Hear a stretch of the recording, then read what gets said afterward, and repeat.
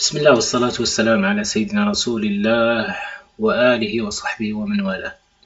Donc bonjour, dans cette vidéo on va entamer la digestion et l'absorption intestinale.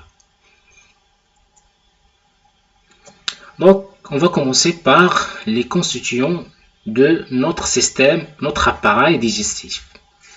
Donc l'appareil digestif il est constitué par le tube digestif et les glandes digestives.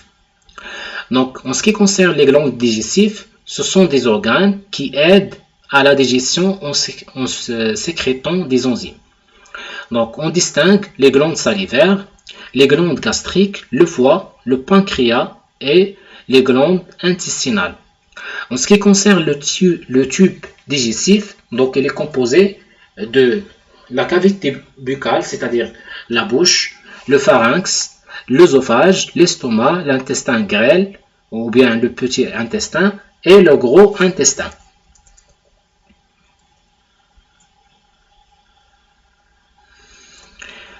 Donc, c'est quoi la digestion? La digestion, c'est l'ensemble des transformations mécaniques et chimiques subies par les aliments dans le tube digestif. Plus précisément, c'est la transformation des aliments en nutriments. Quelle est la différence entre un aliment et un nutriment? Donc, les nutriments, donc il y a 6 nutriments, l'eau, les sels minéraux, les vitamines, les glucides, les protéines et les lipides. Donc, les aliments, ils sont composés de nutriments, c'est-à-dire les aliments simples.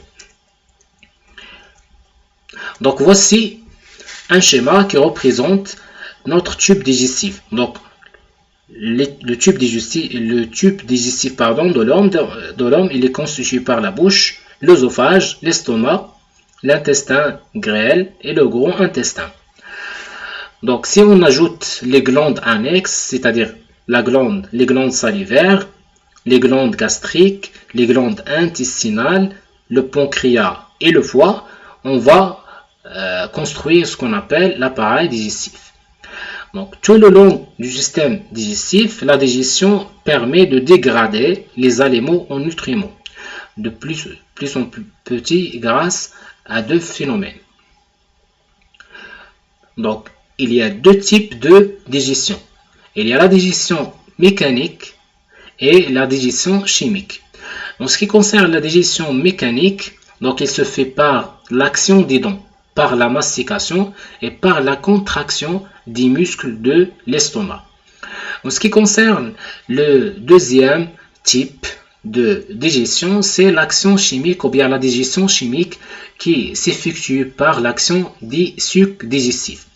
C'est quoi un suc digestif? C'est une solution, c'est un liquide qui contient une enzyme ou bien plusieurs enzymes.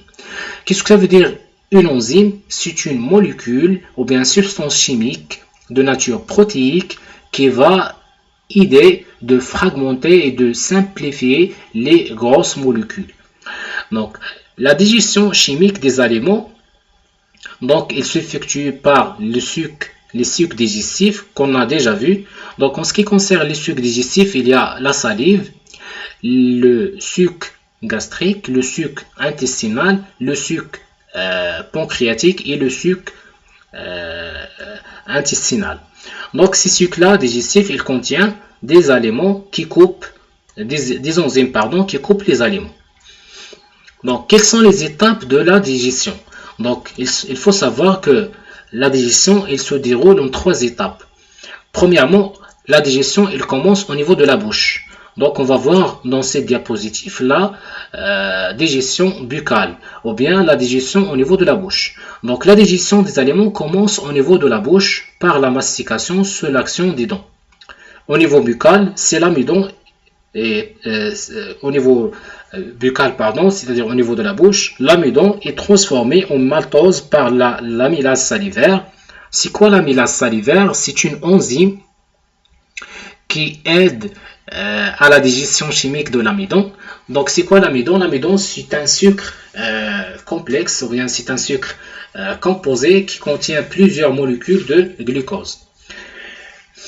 Donc l'amidon, donc il est transformé au niveau de la bouche en maltose sous l'action de l'amylase selon la réaction suivante. Amidon plus l'eau plus l'amylase salivaire, il va donner le maltose plus l'eau plus l'amylase salivaire. Donc cette digestion de l'amidon, c'est une digestion chimique. Donc comme vous voyez dans ce schéma-là, donc l'amidon, c'est une molécule glucidique très grande, c'est une très grande molécule. Donc comme vous voyez ici, c'est une macromolécule. Donc sous l'action de l'amylase salivaire, donc tu vas remarquer que cette molécule, cette grosse molécule, elle va être coupée et fragmentée en petites molécules qui s'appellent le maltose.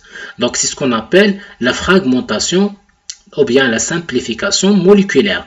Qu'est-ce que ça veut dire la simplification moléculaire? C'est la transformation d'une grande molécule, d'une macromolécule en petite molécule sous l'action des enzymes. Autrement dit, c'est la fragmentation des aliments simples par des enzymes en molécules de plus petite taille. Donc, la digestion de l'amidon et la transformation de l'amidon en maltose au niveau de la bouche, c'est une digestion chimique. Donc, c'est une digestion chimique. C'est quoi la digestion chimique? C'est la transformation chimique des aliments sous l'action des enzymes et des sucs digestifs.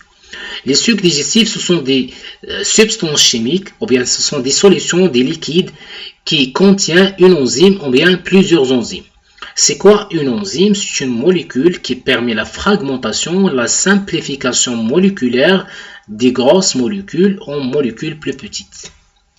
Maintenant, on va voir la digestion au niveau gastrique, c'est-à-dire la digestion au niveau de l'estomac. Donc au niveau de l'estomac, les protéines, elles sont digérées par une enzyme qui s'appelle la pepsine ou bien la protéase 1. Donc les protéines sont tous constitués par des acides aminés. Une protéine est formée par l'enchaînement d'un grand nombre d'acides aminés, de quelques centaines à quelques milliers. Donc les protéines ou bien les protéines, ils vont être dégradées et digérées et simplifiées au niveau de l'estomac. Cette simplification moléculaire, c'est une digestion chimique. Donc la digestion chimique des protéines, elle va s'effectuer selon la réaction suivante. Donc il y a les protéines plus l'eau plus pepsine, il s'appelle aussi la protéase 1 plus l'HCl, l'acide chlorhydrique, il va donner les polypeptides plus l'eau plus pepsine, protéase 1 et plus l'HCl. Donc ce schéma-là, c'est un schéma qui représente la simplification moléculaire des protéines. Comme vous remarquez ici, donc la protéine, c'est une grande molécule qui va être simplifiée et fragmentée sous l'action de l'enzyme qui s'appelle pepsine en peptides. Donc c'est une simplification aussi moléculaire. Maintenant, on va voir la troisième étape de la digestion des aliments, de la digestion chimique des aliments. Donc c'est la digestion au niveau de l'intestin grêle.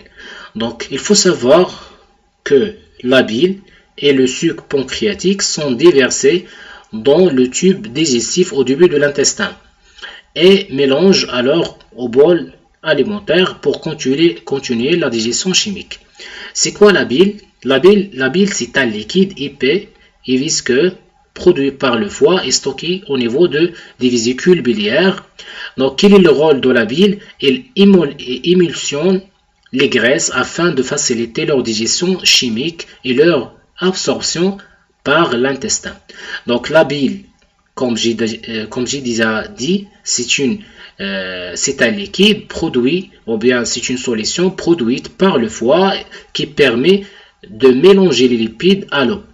Donc, le rôle de la bile, c'est de mélanger les lipides avec l'eau, c'est l'émulsification. Donc, cet mélange, ou bien cette action de la bile, donc, elle est présentée sous forme de cette réaction. Donc, les gouttelettes lipidiques donc plus la bile, ils vont donner des petites molécules lipidiques qui vont être digérées par une enzyme qui digère les lipides et qui s'appelle les lipases, donc qui va donner le glycérol et les acides gras. Donc voici un schéma qui représente la digestion des lipides. Donc premièrement, il y a l'émulsification des gouttelettes lipidiques.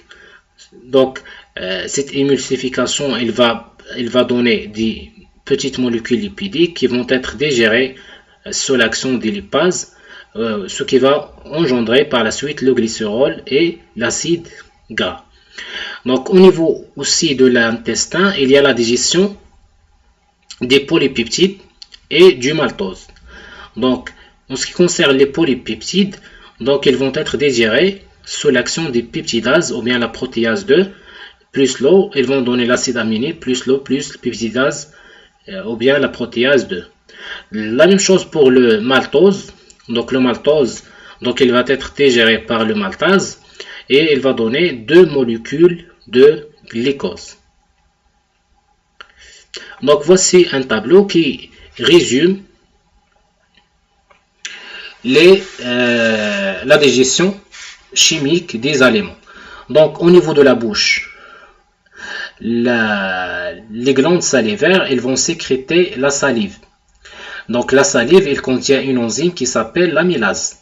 Donc l'amylase, elle va transformer l'amidon en maltose. Donc au niveau de l'estomac, il y a les glandes gastriques, c'est-à-dire les glandes qui se trouvent dans la paroi interne de l'estomac.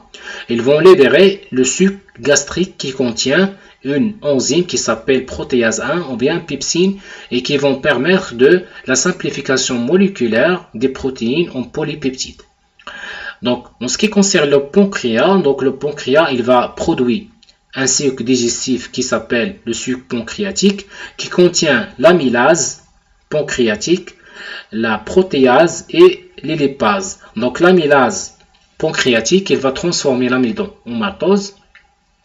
La protéase qui s'appelle la trypsine, elle va transformer les protéines en polypeptides. Les lipases, elles vont transformer les lipides émulsionnés par la bile en acide gras plus glycérol. Et en ce qui concerne la paroi de l'intestin, donc les cellules de la paroi de l'intestin, elles vont libérer le suc intestinal qui contient 3 enzymes qui s'appellent le peptidase, le maltase et le lipase. Donc le peptidase, il va transformer les polypeptides en acides aminés. Le maltase, il va simplifier le maltose en glucose. Et le lipase, il va simplifier les lipides par la bile en acide gras et glycérol. Donc il faut savoir que à la fin de la digestion, on obtient des nutriments, ou bien des aliments simples, qui sont l'eau, les sels minéraux, le glucose, l'acide aminé, le glycérol et les acides gras et les vitamines. Donc quel est le devenir de ces nutriments-là? Donc chez l'homme, l'intestin grêle, c'est un tube de 7 à 8 mètres de long. Donc sa muqueuse interne présente de nombreux replets portant des villosités intestinales, avec ces replets et ces villosités ou bien ces microvillosités. Donc voici un schéma qui représente la paroi interne de l'intestin grêle. Comme vous voyez ici, la paroi interne de l'intestin grêle, elle contient des replets. Donc ces replets-là, ils portent des villosités et les villosités à leur tour, ils portent des microvillosités. Voici un autre schéma qui représente l'anatomie de l'intestin. Donc l'intestin, c'est un tube de 7 mètres. Donc qui mesure 7 mètres. Donc ce tube là, il contient des replets. Donc les replets, ils contiennent des villosités et les villosités intestinales. Donc ils sont formés par les cellules intestinales ou bien des cellules épithéliales. Et il y a aussi des vaisseaux lymphatiques et des vaisseaux sanguins. Donc les nutriments, ils vont passer à travers la paroi intestinale interne vers la circulation lymphatique et la circulation sanguine. Donc au niveau de l'intestin, la taille très petite des nutriments leur permet de traverser la paroi pour entrer dans le sang. C'est ce qu'on appelle l'absorption intestinale. Donc c'est quoi l'absorption intestinale? C'est le passage des nutriments depuis l'intérieur du tube digestif vers les vaisseaux sanguins et les vaisseaux lymphatiques. Une villosité, c'est un petit repli de la paroi intestinale interne. L'absorption intestinale, c'est un phénomène qui se caractérise par le passage du nutriment vers la circulation sanguine et la circulation lymphatique. Donc, cette absorption intestinale, c'est le processus qui permet le passage des nutriments dans le sang à travers la paroi intestinale interne. La paroi intestinale interne, donc, il possède 3 caractéristiques qui permettent de faciliter ce passage. Donc, quelles sont ces caractéristiques? Premièrement, il y a une grande surface d'échange. Il est estimé par 250 mètres. Et il y a aussi une irrigation sanguine et lymphatique très importante. Et enfin, il y a une très faible épaisseur à franchir entre les deux milieux. Il faut noter aussi qu'il existe 2 voies d'absorption du nutriment. La voie sanguine, caractérisée par le passage de l'eau et les sels minéraux et les sucres simples et les acides aminés. Et il y a la voie lymphatique qui draine toutes les molécules solubles dans les graisses, par exemple les acides gras et le glycérol.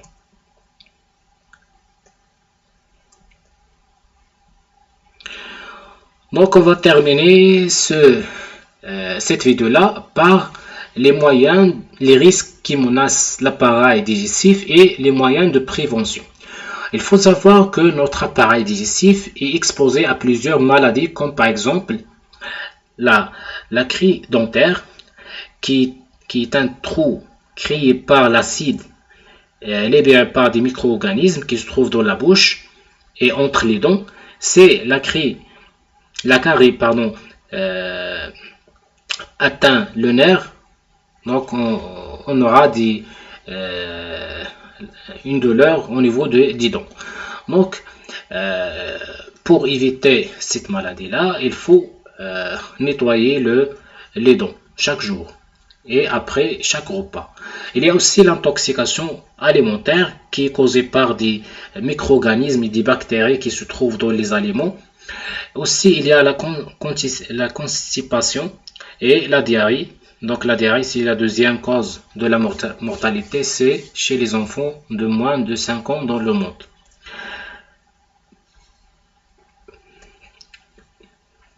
Donc pour protéger notre appareil digestif, il faut prendre en conscience l'importance d'une alimentation suffisante et équilibrée. Donc il faut brosser correctement les dents et se laver les mains avant et après chaque repas, consommer beaucoup de légumes et des fruits et éviter le tabagisme et éviter aussi les fast-food. Donc j'espère que vous avez compris dans la digestion et les étapes de la digestion et l'absorption intestinale. Si vous avez des questions, n'hésitez pas à les poser à la fin ou bien sous la vidéo dans les commentaires. Donc merci pour votre attention, on se verra plus tard, Inch'Allah.